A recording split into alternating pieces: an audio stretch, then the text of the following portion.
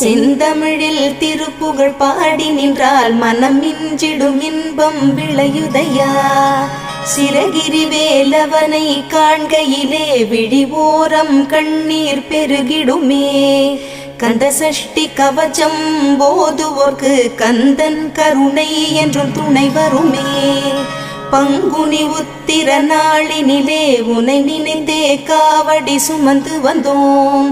புன்னகை புரியும் ஷண்முகனே உன் சன்னதி தேடி ஓடி வந்தோம்.